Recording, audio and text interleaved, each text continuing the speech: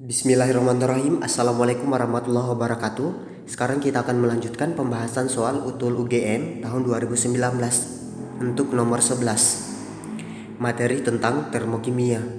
Jika kalor pembentukan SO3 adalah minus A kilojoule per mol, kita buatkan persamaan termokimianya terlebih dahulu. Karena mau dibentuk SO3, berarti SO3 ada di ruas kanan. SO3 dibentuk dari unsur S dan unsur O. Dalam membuat persamaan termokimia, unsur memiliki dua bentuk. Yang pertama, bisa berbentuk monoatomik. Yang kedua, berbentuk diatomik. Monoatomik dapat berdiri sendiri, sementara diatomik tidak dapat berdiri sendiri. Yang berbentuk diatomik jumlahnya hanya sedikit, yaitu O2, H2, N2, F2, Cl2, Br2, dan I2. Selebihnya unsur masuk di monoatomik seperti Na, Ca, Fe, Ag, dan lain-lain. Jadi monoatomik jumlahnya sangat banyak. Yang terbatas itu hanya diatomik saja. Jadi supaya gampang mengingat, teman-teman hafal saja yang diatomik. Jadi yang tidak masuk diatomik berarti dia monoatomik. Seperti halnya ini, ada S dan ada O. S tidak masuk di kelompok diatomik sehingga S itu sebagai monoatomik.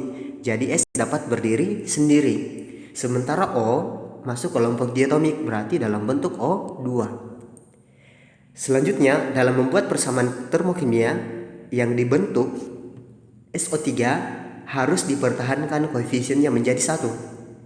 Sekarang kita setarakan, S di kiri jumlahnya 1, S di kanan jumlahnya 1, berarti S sudah setara. Oksigen di kiri jumlahnya 2, oksigen di kanan jumlahnya 3, berarti oksigen belum setara. Supaya setara, oksigen di kiri kita akan kali menjadi 3/2. Supaya oksigen di kiri 3/2 kali 2 menjadi 3, dan oksigen di kanan juga 3. Untuk persamaan selanjutnya, kalor pembakaran SO2 berarti ditambah dengan O2 akan menghasilkan SO3. Kita setarakan, karena yang dibakar SO2, jadi SO2 dipertahankan koefisiennya 1.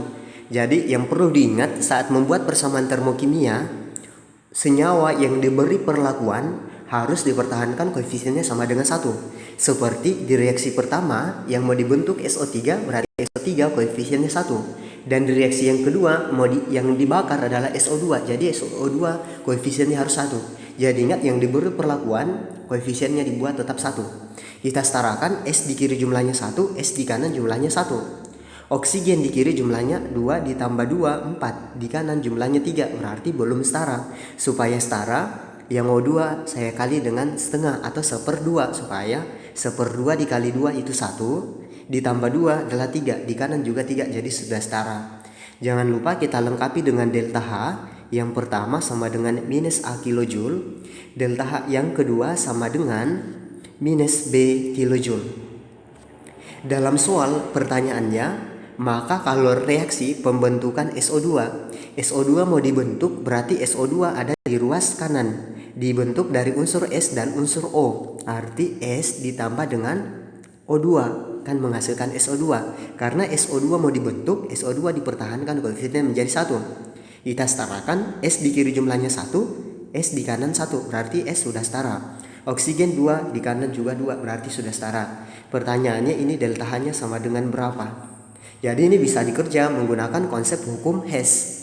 Ada dua reaksi yang diketahui delta H-nya, yang ditanya berapa delta H yang ketiga. Kita akan membalik reaksi yang pertama atau reaksi yang kedua. Kita sesuaikan dengan reaksi yang ditanyakan. Pertama kita mulai dari S. S ada di reaksi nomor 1. Reaksi nomor 1, S terletak di kiri. Diminta di kiri, berarti reaksi nomor 1 sudah tepat, S-nya sudah sesuai. Jadi reaksi nomor 1 teman-teman tidak usah balik, jadi reaksinya tetap, kita tulis ulang saja. Reaksinya ditulis ulang menjadi S ditambah dengan 3/2 O2 menghasilkan SO3. Delta H-nya juga tetap sama dengan minus A kilojoule. Untuk O2 ada di reaksi nomor 1 ada, di reaksi nomor 2 ada. Kalau unsur atau senyawa ada di 2 reaksi atau lebih, unsur tersebut dilangkahi terlebih dahulu. Kita pindah ke SO3 dulu. SO2. SO2 ada di reaksi nomor 2. Diminta adanya di kanan, ternyata di reaksi nomor 2 adanya di kiri. Supaya sama, berarti reaksi nomor 2 dibalik. Kalau dibalik, berarti yang ada di kiri awalnya menjadi di kanan, yang ada di kanan menjadi di kiri. Arti di kiri menjadi SO3 akan menjadi SO2 ditambah dengan 1/2 O2. Delta H-nya menjadi B kilojoule karena dibalik tandanya berubah. Sekarang reaksinya kita jumlah.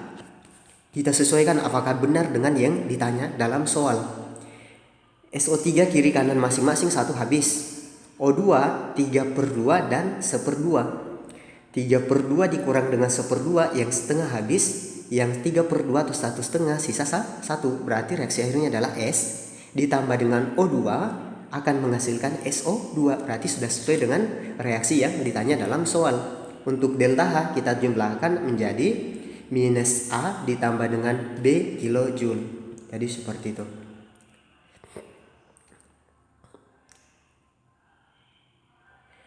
Oke, selanjutnya kita perhatikan pernyataan dalam soal.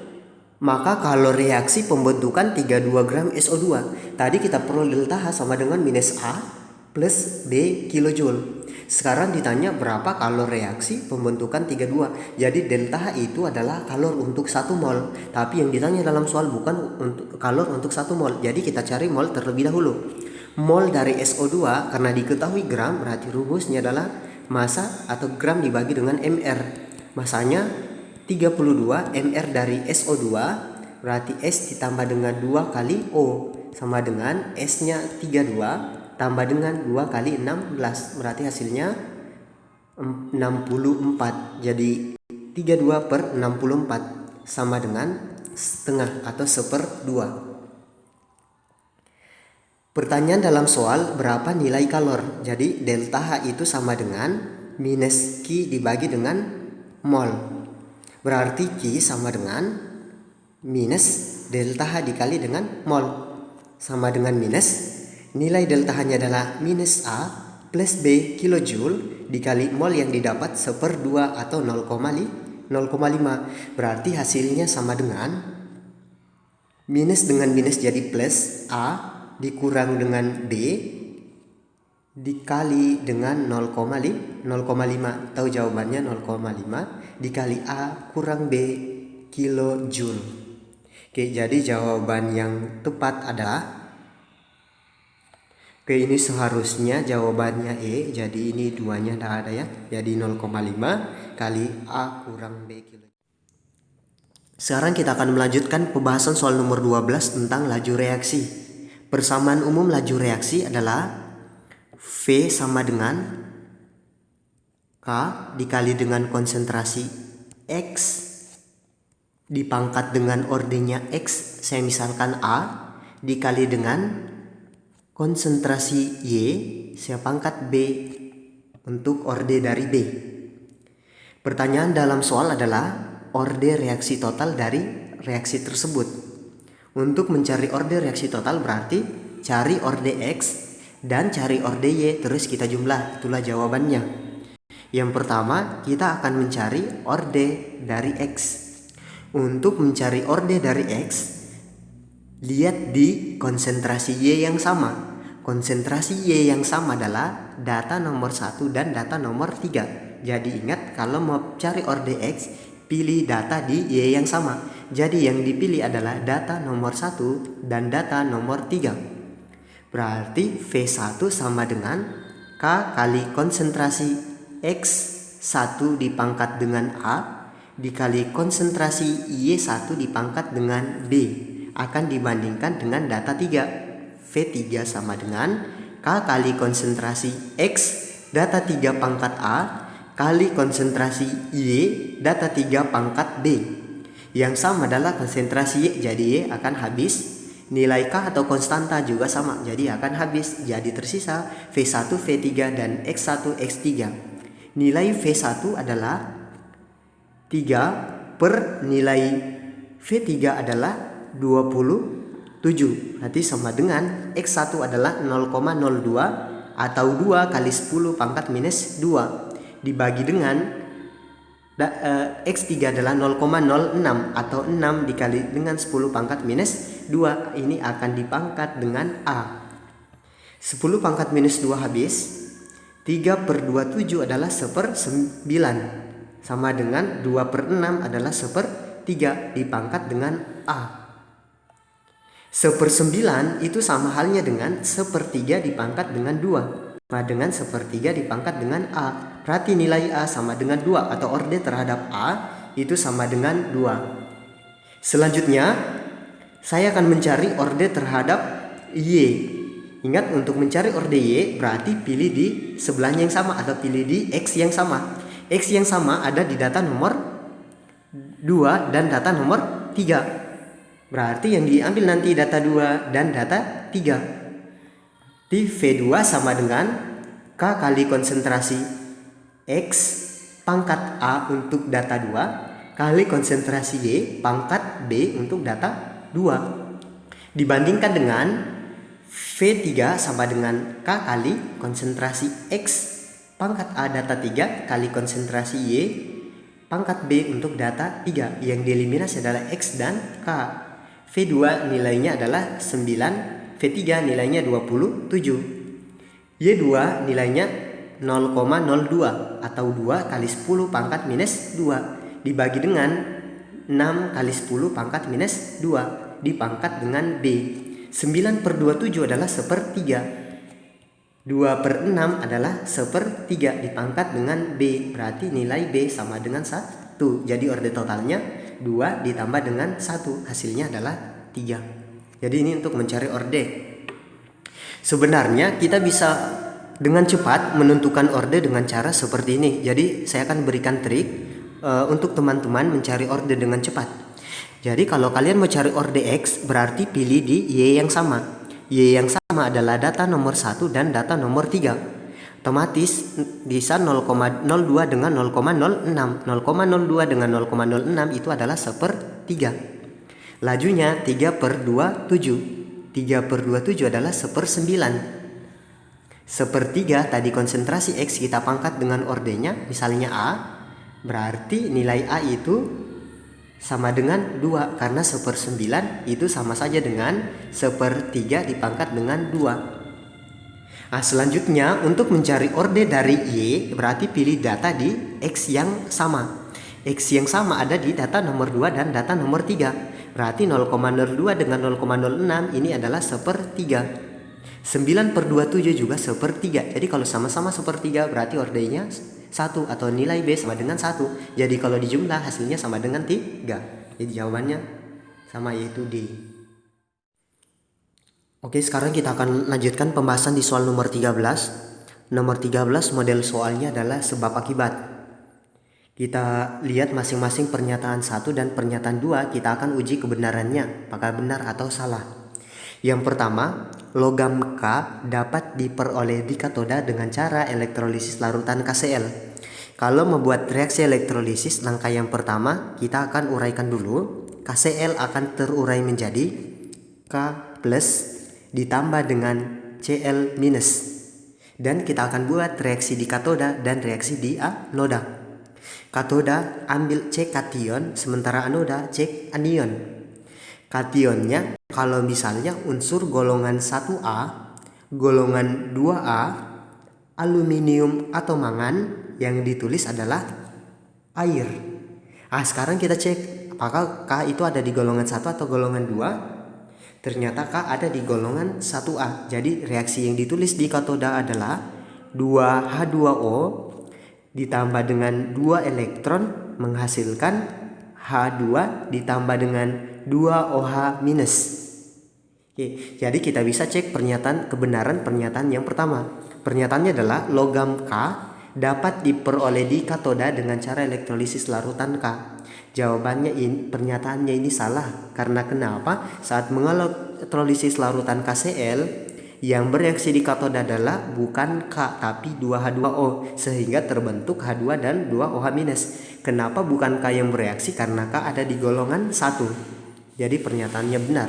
Sebabnya pada elektrolisis larutan KCl, ion K+ dapat tereduksi menjadi K. Ini salah karena yang tereduksi di katoda adalah air, bukan K. Karena sekali lagi K itu ada di golongan 1. Jadi pernyataan salah, sebabnya juga salah. Salah-salah itu jawaban yang tepat adalah E. Sekarang kita akan melanjutkan pembahasan nomor 14. Gas karbon dioksida atau CO2 di udara bukan penyebab utama hujan asam. CO2 merupakan gas polutan atau pencemar. Penyebab utamanya adalah dapat menyebabkan pemanasan global atau global warming. Jadi dapat menimbulkan efek rumah kaca. Sementara hujan asam di udara itu disebabkan oleh adanya gas SO2. Ini penyebab hujan asam. Karena SO2 di udara itu akan bereaksi dengan O2, akan menghasilkan SO3. Dan SO3 saat bercampur dengan air atau H2O akan menghasilkan H2SO4. Jadi saat turun hujan, inilah yang akan menyebabkan hujan asam. Jadi pernyataannya gas karbon dioksida di udara bukan penyebab utama hujan asam ini benar, karena penyebab utama dari hujan asam adalah SO2, sementara CO2 penyebab utama dari efek rumah kaca. Selanjutnya, sebabnya reaksi gas karbon dioksida dan air akan menghasilkan asam karbonat dengan pH sekitar 5-6. Karbon dioksida CO2 akan bereaksi dengan air atau H2O akan menghasilkan H2CO3. Jadi ini adalah asam karbonat yang merupakan asam lemah. Asam lemah memiliki pH sekitar 5-6. Jadi pernyataannya juga benar. Karena keduanya tidak menunjukkan hubungan sebab akibat, jadi jawabannya itu B. Kita lanjut di soal nomor 15. Materi tentang pergeseran kesetimbangan. Pada reaksi H2 ditambah I2 setimbang 2HI, delta H sama dengan plus 51,8 kJ. Kesetimbangan bergeser ke kanan jika dipanaskan. Dipanaskan berarti suhu dinaikkan. Salah satu faktor yang mempengaruhi kesetimbangan itu adalah suhu atau temperatur. Suhu bisa naik, bisa diturunkan. Kalau suhu naik suhu bergeser ke endo. Kalau turun suhu akan bergeser ke exo. Jadi nascendo dan tu sexo. Naik suhu endo, turun suhu exo. Endo itu delta H-nya yang plus. Kalau exo itu delta H-nya yang minus. Sekarang kita cek pernyataannya. Kesetimbangan bergeser ke kanan jika dipanaskan. Dipanaskan berarti suhunya naik. Kalau naik suhu berarti bergeser ke endo. Sekarang kita cek apakah endo ada di kanan atau di kiri. Delta H-nya plus berarti ini merupakan reaksi endo. Jadi pernyataannya benar, akan bergeser ke kanan karena endo itu ada di ruas kanan. Sebabnya reaksi H2 tambah I2 setimbang 2HI plus 51,8 kJ merupakan reaksi endoterm. Jadi ini juga benar karena delta H-nya plus 51,8 atau bertanda positif. Karena menunjukkan hubungan sebab akibat, jadi jawabannya itu adalah A.